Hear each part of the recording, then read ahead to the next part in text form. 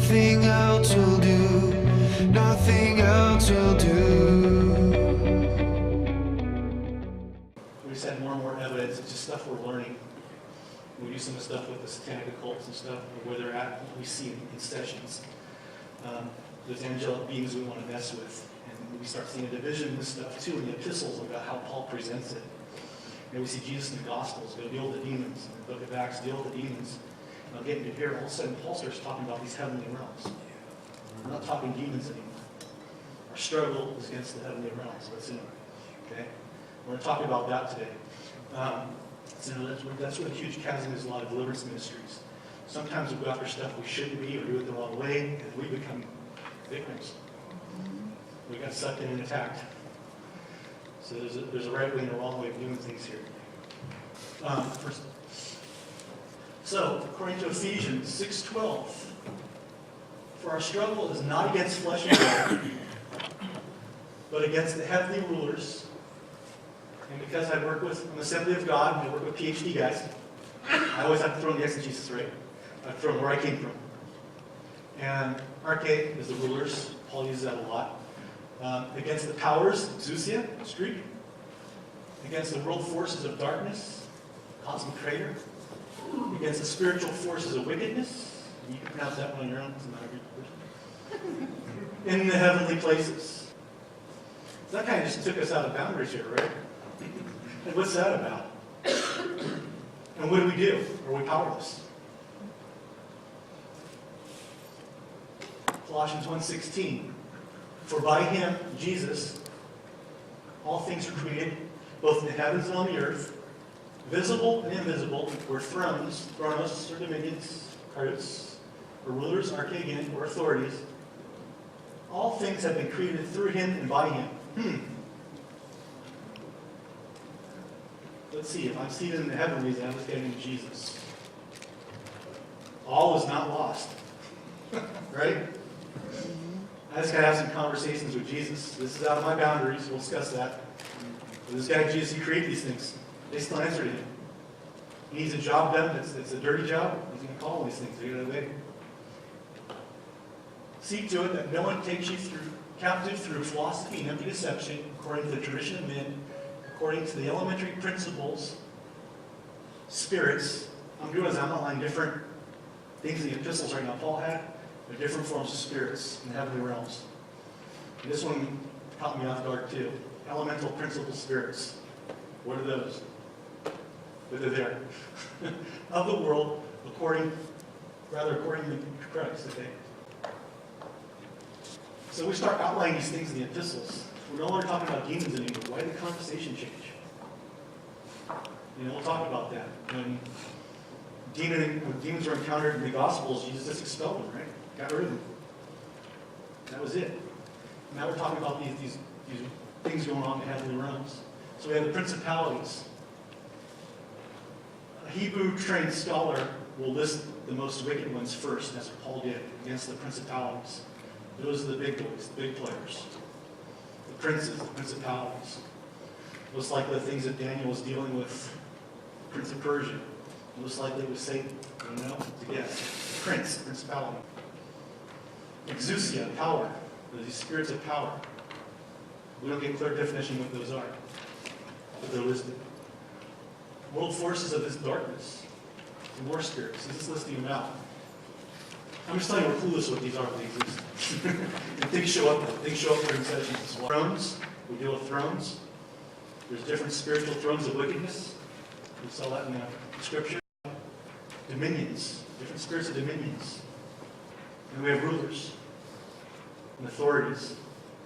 These are all listed out in various scriptures.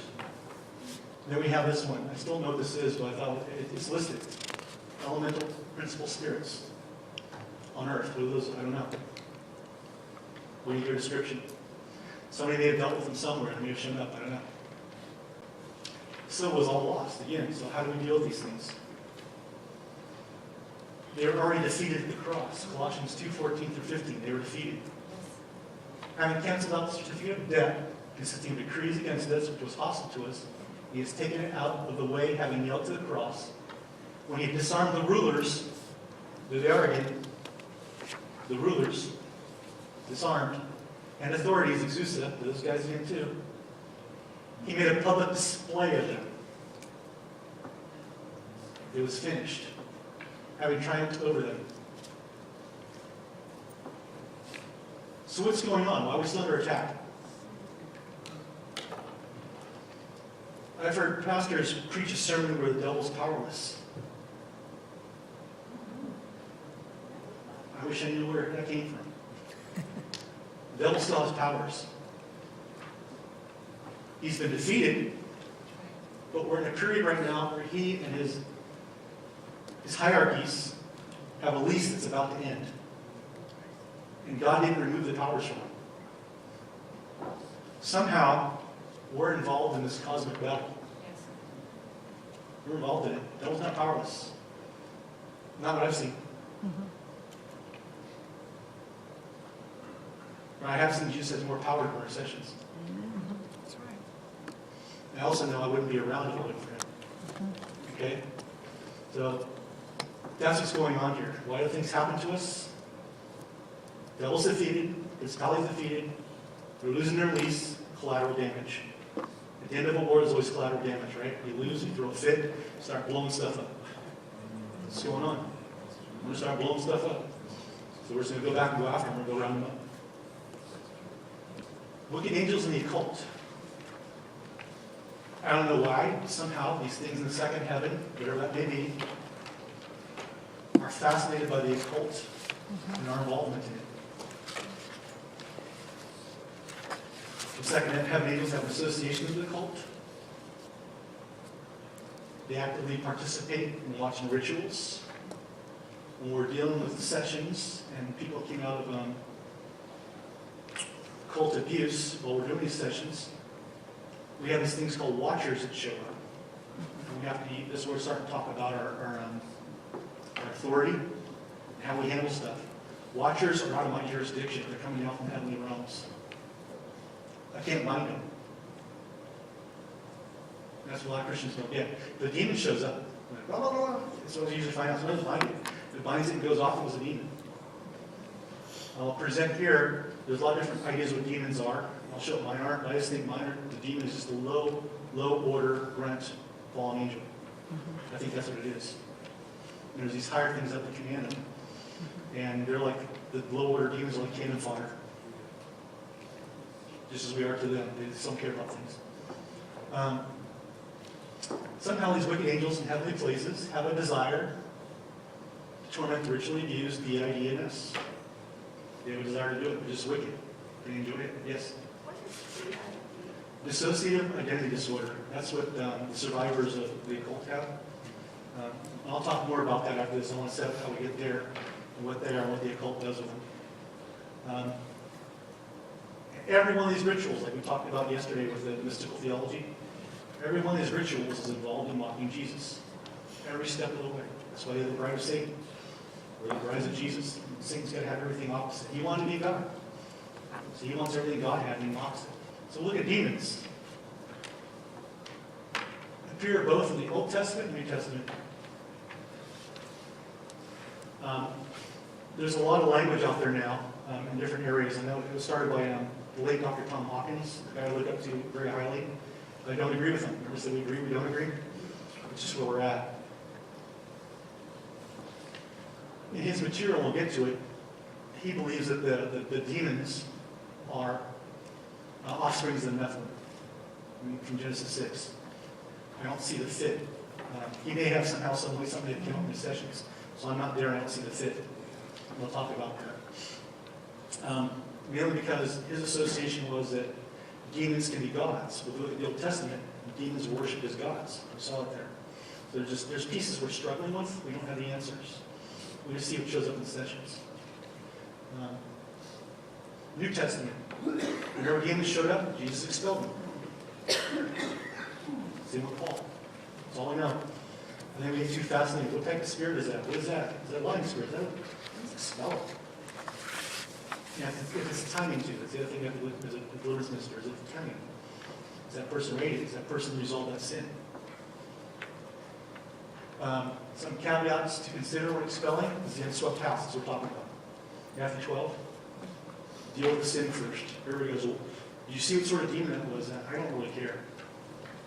Every now and then, you ever see that TV show, Chuck? Spy, with Flash? That's what my gifting works, I'll flash. So he's like, wow, I like Flash. No, I'll get the picture on it, right? But it's not all the time. I don't get the data all the time. A lot of times it's just I'm observing the person, what sort of sin is coming up, what sort of sin they reveal. I deal with sin, I don't care what the spirit is. A lot of times they lie. So you don't really want to deal with the information you got from them. So here we go. This is kind of having troubles with Dr. Hopkins' material, my material. Dr. Hopkins' Restoration Christ Ministries. His wife still carries on. They're awesome people, it's an awesome ministry. I still got my material for them for ritual abuse. So he makes a disclaimer that the angelic beings wanted to be worshipped. But here we have the demons who were not God, who were sacrificed to. There's things here demons want to be worshipped too. There's this hard thing we're trying to disseminate. What are demons and what are angels? The only thing I want you guys to walk away with is I still think they're low order angels. They were part of the rebellion. They're fucking army or whatever. I don't know. But if you don't believe that and you think they're nothing, that's okay too. I'm not going to try to dissuade you in any way. This is my perspective. So Psalm 106:37, they even sacrifice their sons and daughters to the demons. So here we have the sacrifice going on again. So I don't think they're nothing. And there is your exhaustive list of where the demons are. You need to go look at it. Mark 9, and it's a complimentary one. I think it's Luke 8. If you want to do an interesting study in deliverance, I think it's Luke 8. It's both about the boy who was having seizures. I know one was Mark 9. I think Luke 8's the other one. Go look at the attributes that are being revealed in the gospel about these demons. There was more than one. A lot of people say, well, they always call it the spirit's a deaf and dumb spirit. And that was one of the attributes. You look at the King James Version, I think it's in Luke, explains the same ordeal. The boy was pining away. He had a spirit of bulimia. The boy was throwing himself into the fire. He had a spirit of suicide. So look at these things. It's really good to be analyze those and see what all spirits are involved. And that's the stuff that I think Jesus was casting out, or he asked his disciples, why didn't you guys handle this? Okay, so when Jesus encountered the demons, he expelled them. And again, Mark 9, rich and stuff. It's the how-to. I think that's the one the gospel went most in depth with. You deaf and dumb spirit, talking to the spirit, not Jesus, he's exercising his authority. You deaf and dumb spirit, I command you out of him and not to enter him again. Okay? That's it.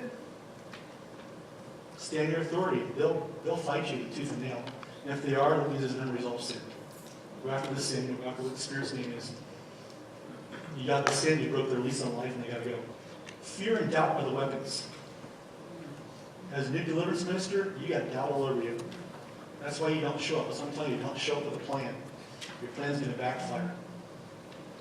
Show up knowing Jesus is going to do something. He may not do it right there. It's okay. That's the maturity you have at all. If something didn't happen, it's okay. Something did happen. You showed up, you evaluated the situation. Something may happen later, something may happen that night or a week down the road. Something is engaged in starting in the heavenly realms. Have that maturity. Why couldn't we drive him out? It was doubt. Even the disciples talk about this. The demons use doubt on them. They'll say it all the time. You can't do this to us. If we're having this conversation, you reveal yourself, something's wrong. But you wouldn't want to reveal yourself to me if this is warfare. You would shut up and hit. Some demons can be a bit more difficult to expel, fasting and prayer. It's just the way it is. We encounter those. I have two thoughts on this, fasting and prayer. Sometimes I believe it's a person that has a lifestyle of fasting and prayer will do it. Or it may require fasting and prayer. Good. You know? Very good. It's one or the other. There's nothing really written in the rock. Jesus lets us process these things. Sometimes I just fail to show up because I'm a person that has practiced fasting and prayer. I was just the person that had the authority to walk in and do it. It happened. And sometimes I kicked out hard witchcraft spirits because I was in fasting and prayer. I was fasting like maybe the first couple of days of January till yesterday. And I walk into a deliverance meeting and Jesus goes, that person has a spirit of witchcraft in him.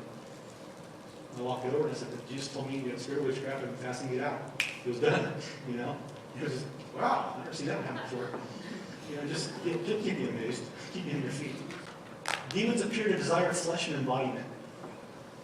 I'm probably iffy on this one, okay? These are things going on inside Mike's head now, right? You've been brought into the weirdness of Mike's head right now. They seem to desire flesh and body. When I deal with the demonic, they're either a person or I've seen them as shadows. When I've had angelic visitations, there's full manifestations. I don't know if that's the rule, but I haven't seen anything different. Okay? Make sense? Now, when they come into our dreams to scare the crap out of us, they can have full embodiment, right? They can do that. There's something about, I don't know what it is. There's pieces we don't know. We'll have to go to the, I guess this will be the 2 or 301 class in heaven. We have to attend, right? This is what went on. Oh, okay, I'm getting it now. How did I miss it? You know? That stuff we're just going to get in heaven. However, they seem to desire flesh and blood. Whether through animals. Remember when Jesus kicked out the horde of pigs, they wanted to go into the pigs. When they're seeking the waterless places, I think they're referring to us. I mean, maybe it's a condescending thing, you know? They know we're not apes. You know, movies ago, the demons refer to us as apes. They know we're not. You know we're created. You know those bags of water. I wonder when's one of those bags of water you created, Jesus? You know? So we're composed of water, right? That's what I'm thinking, I'm guessing. That's Mike's brain thinking, okay? Those are the gears in Mike's head. That's all I can figure. They want to go into animals or people. It's the waterless places that they don't want to be. They want to go back into the water, it says. There tend to be multiple spirits in demonization. There's never just one spirit. I'm going to kind of sideline off of Matthew 12 again. Then it goes, it takes along with it 7 other spirits more wicked than itself. That says what happens when it's an unswept house. The Holy Spirit filling it, where they don't clear up their sin. But this seems to tell us, too, there's always more than one spirit. I've never seen anything less than a bare minimum of 3 spirits. One spirit's there, there's usually a lot more. For some reason, they travel in packs or hordes. When I deal with demonic possession, the first thing I always see, there's a familiar spirit that the person's talking to or sees constantly. And it's at the corporeal vision we talked about last night. They're always seeing that demonic manifestation there. That's a familiar spirit.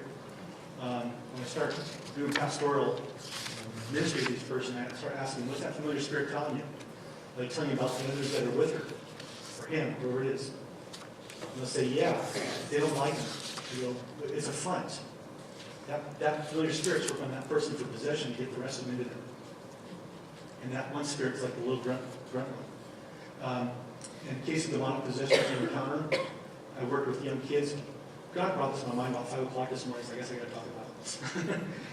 We worked with demonic possession with a few kids. This one girl we worked with about a year ago about this time, and a young man I started working with back in October who was in the early stages of possession. A familiar spirit comes in and does weird things, and one of the things that Jesus brought in my mind today, I don't know if you guys need to hear about this because I brought it up, it starts doing gender confusion. I didn't get that association till later. For some reason, that familiar spirit, it has to be gender confusion. I don't know why. And so the girl with the flash gear started having parts come up thinking, I'm a guy, I'm really supposed to be a guy. So you want a guy, what? You know? And the same thing with this one kid we're working with. He started having gender confusion about his sexual preferences and who he was as a male. And it's just, they do things like that. We don't know why, but they do. That's the familiar spirit coming in. And dealing with them, telling them they're really not, that's the way to turn them down. But more spirits will come in behind them. That's the front person. And they're always looking for some sort of weird spiritual marriage. And this part, after talk with the teens and the knowledge I have now, that spirit's also trying to have sex with them already. When it comes in. So you got to be aware of some of this stuff. We got to ask the hard questions sometimes as ministers. What's going on? No, tell us. Okay, that's what we're talking about. Manifestations seem to only manifest as shadows, as a demon. We've seen the shadows in our house. One of the interesting ones I had was a young girl at PID. She came in for a session, and I shut the door. And she sat down, we were praying. I saw the door open, spirit realm. The door didn't open. It's like you're looking at a TV set with the shadowing, the old style TVs. The picture wasn't coming in. I watch the door open, and the shadow guy walks in and shuts the door. Stands in the corner. That's interesting. Decided to come to therapy too today, huh? All right, we'll get you. So when we deal with Some manifestation, speaking and manifesting is not a sign of possession. It is not. It's a sign of oppression. And they can talk, they can yap, whatever. Generational curses like to come up and talk sometimes, come up and interfere. Sometimes take over driving, what they're doing. It's not a sign of possession, it's just a sign something's there. Like we talked about, capable of fifth and sixth dwelling places phenomena. Oral locutions, visions, imaginary locutions and visions, levitation, moving objects. We've had objects fly around our house usually when we deal with the possession cases, that's where the weird stuff happens at our house. We have a covering now, so it's shut down. We're so happy for that. Want to explain what the covering is? Oh, the church covering. We have a church covering. Our church, our pastor came, we brought him to one of our sessions one time, showing what we were doing. He goes, I don't know how to help you. I go, well, I know how you can help me. Just give me your covering in the church. He goes, okay. And it shut down a lot of activity, almost everything in our house. That's good. We still have spiritual activity because we have angelic presence come in our house. And like sometimes I'm watching TV, I'll see somebody walk by. I'll look, and it didn't set my alarms off. Set my alarms off, it's go time, right? Get out of my house, you know? Get the oil out, out. But it doesn't. It's just like you see them either standing on guard there, you see them flash in a second, or you see them walk by like they're on duty. So sometimes I leave the house after I see them, I joke, like, no parties in my house, let's keep it down, right? Demons enter through doors we leave open. They have to be invited. They just don't show up. A lot of times people goes, I don't know how this demon got me. I don't know. Well, let's start with the lying spirit then, huh?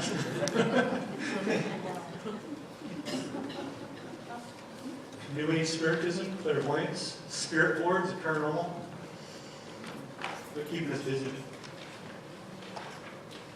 Now, you even see, I started connecting. I don't work with paranormal investigators. I started connecting with some demonologists because they're Christians, just to see what they're doing. And they call themselves demonologists, angelologists, and all this stuff, which I don't see that title as a Christian. I'm not good. This is about as far as I'm talking about demonologies right here. This is it. You just know what Jesus is going to do, right? That's all you got to know. But they're using these tools of EVPs and stuff. They're Christians. They're having a seance. When you've got that digital recorder, you're talking to spirits, you're having a seance. I don't care what you do. That's a seance. In fact, I caught it on one of the shows. I watch some of these things and collect data for myself and put it on my blog. You guys for Ghost Adventures, you guys on the Travel Channel? They had this argument. They went to the house where the original exorcist situation happened. The young boy was possessed. They based the movie on it in the 70s. And they're going to bring in the original Ouija board. And brought it in. This guy's really a genius, right? And so one of the guys goes, well, why don't we just do a digital recording? And one of the investigators goes, what's the difference between a recording and a Ouija board? Gotcha. Got that on tape by a professional. What Christians are doing is they're ghost hunting clean homes. No, you're demonizing yourself. You just did something in violation to God. Leviticus, that's divination. So I don't. I go with the equipment Jesus gave me. I walk into a house, it's a haunting, we'll talk a little bit Bible and anointing oil. I got my EVP equipment up here, right? I'm talking to him. That's all I need to hear from him. I don't care what's talking in the house. Bind the strong man. What is the strong man? Is it an angel? Is it a demon? You have to investigate what it is. Sometimes we ask to bind the root spirit. What is it? Bind it. Find out what the root sin is. Maybe that's it. A lot of times the strong man ain't talking. He'll make everybody else talk. He'll make sure the others get kicked out. He'll stay behind. We're listening to Jesus. There's a lot of people go, do you talk to the spirits? Not so much. I want to find out what the sin is. Sometimes there's a lot of us find out who they are. Just to weed them out. We're getting better now, so I want to go for the root sin. The authority of Jesus Christ. What's the root sin? So when we get there, bind the strong men. Then bind them all to him. Make him go. Take your friends with you. So at the bottom, I bind you. Answer the question, the authority of Jesus Christ. What sin are you? There you go. He's got to talk to Jesus. He has to answer to Jesus. I didn't overstep my dominion. We're carrying our spiritual authority there too. Bind the strong man. You got to be careful. Demon or angel, we know what they're into. They step over into witchcraft. We're dedicated to witchcraft. It could be an angelic strong man. Don't know. By angelic, I mean it's no longer in our dominion. It's up in the heavenly realms. They tend to do stuff up there. Sins of the fathers, generational curses. Some of the stuff we do on the Assembly of God side of stuff, we don't use sozo. We use sozo. We're trained in it because we hop all over the place. That's part of our tools. But in the Assembly of God side, they have restoring the foundations we use a lot too, which is like structured sozo. Because, you know, on that side of the law, these guys like to step by step and do the sozo part. That's when we get like these ungodly beliefs. I'm no good. I'm going to kill myself. That's not godly belief. No. Jesus says you're wonderfully and perfectly created. That's the godly belief. He wants you to live. So we got to undo ungodly beliefs during deliverance. What are they? Let the person write them down. We all have them. Try writing it down one day. You feel bad. Something going on during the week. I'm no good on this and that. That's an ungodly belief.